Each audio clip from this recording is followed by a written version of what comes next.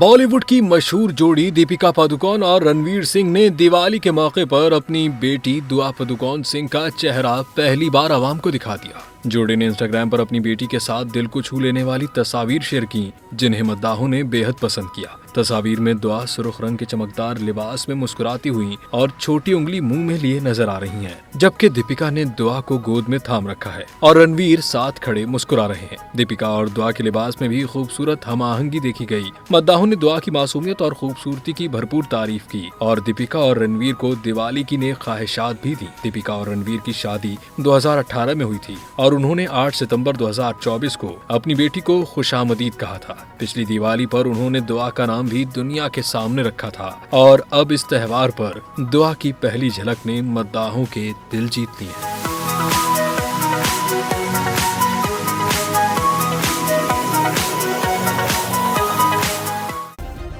Subscribe करें और bell दबाएं ताकि कोई खबर रह न जाए।